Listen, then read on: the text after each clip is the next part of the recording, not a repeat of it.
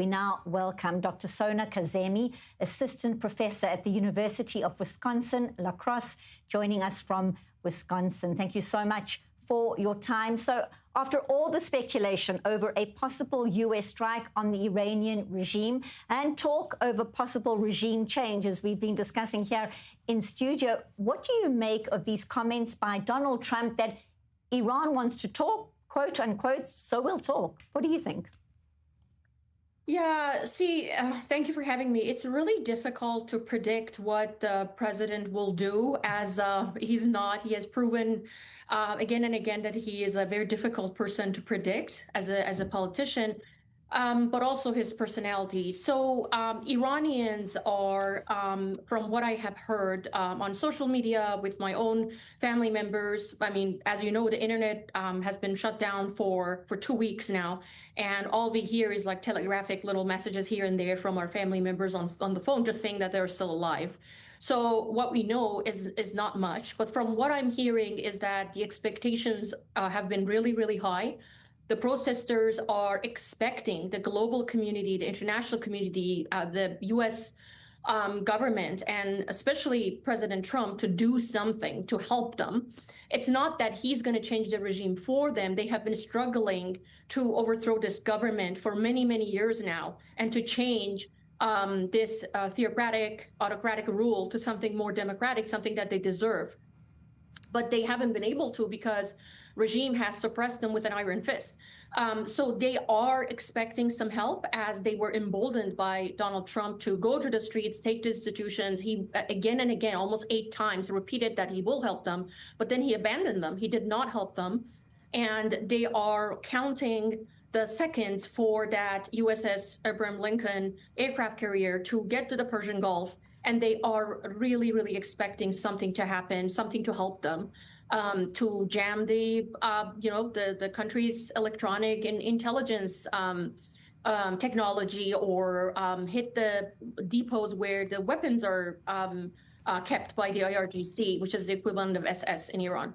Over and above the expectations as to what might happen, as you are outlining, the waiting continues to see if and when the U.S. might, in fact, strike. What update can you share? What are your sources telling you about the unrest inside the country itself? Of course, Donald Trump had said that those 800 planned executions were in fact stopped, and if they had gone ahead, he would have taken action. So many conflicting reports about what is happening on the ground. What light can you shed?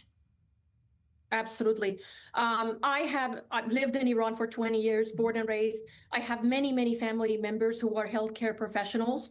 And all I can tell you is that over the phone, they cannot stop crying when they want to explain and describe what has happened in the past 2 weeks, especially on Thursday and Friday. And even, frankly, it's hard for me to speak about this now. The scenes that they have seen is that thousands, probably hundreds of thousands of people have been injured. We have the estimations go between 20,000 to 40,000 people dead. And we know that at least from very conservative figures that 8,000 people have been blinded by bird shots. So people are in a war with the Islamic Republic of Iran right now. It is our unarmed 92 million unarmed civilians in the hands of a state that's armed to its teeth and is isolated, is hated, is cornered, and it will do anything to survive. So it's not that they can now get overthrown and like get on a ship and go somewhere else. It is the matter of life and death for the regime. So what I am hearing from what people are telling me is that situation is really, really dire. It is like every day after 3 o'clock, nobody leaves their house. It is an unannounced curfew going on in the city. They have orders to shoot to kill. There are live ammunition used. They have no restriction or restraint on the use of force against civilians, against abducting people, against bodies, against stealing bodies. What we are hearing is that people are burying their loved ones in their backyard, in their garden, fearing that if the government knows about their dead loved ones, they're going to come ask for the price of a bullet that pierced their heart which is about 700 million toman, a currency that has no value, and they are trying to create their propaganda that there are like some external forces that do this and that it's not the regime agents. Well, if the external forces are doing it, then why do you charge people for the price of a bullet that pierced their heart? It is just beyond horrific. Difficult to imagine how hard it must be for you watching and being in contact with your loved ones there. Give us a sense, if the regime is toppled, what next? We're hearing so much about Crown Prince Reza Pahlavi. What does it look like from your perspective? What are the hopes for Iran after this regime, if and when that happens? Sure. I can tell you that, Iranians have a very, very deep sense of patriotism and love and nationalist pride for our culture and civilization, which dates back to 3,000 years ago. And we have Cyrus the Great as the founder of the Persian Empire, who produced the Cyrus Cylinder, which is the first published form of human rights that promotes tolerance and peace and justice among human beings. We have inherited this tradition, and we have been struggling for the rule of law and democracy since the Constitutional Revolution of 1906.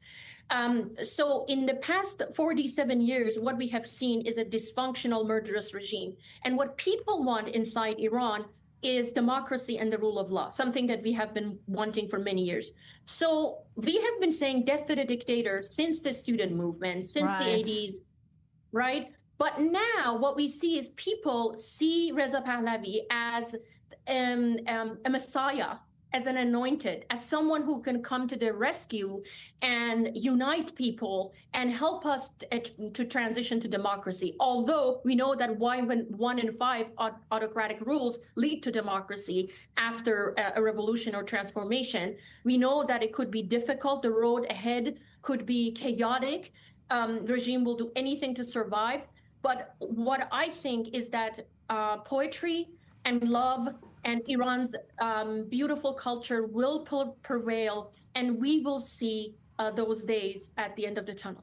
Very briefly, your message to world leaders, they're all, many of them in Davos right now. If you could address the world leaders, the decision makers right now, what would you say? Briefly, please. I want to say, after World War II and after the horror of the Holocaust, we learned something, that we have something called crimes against humanity, not against me or you, but against humanity. And we said, never again. Let's not make the same mistake, and let's prevent this bloodshed, and let's do something to help the people of Iran who are going in front of live fire to stand up for freedom and democracy.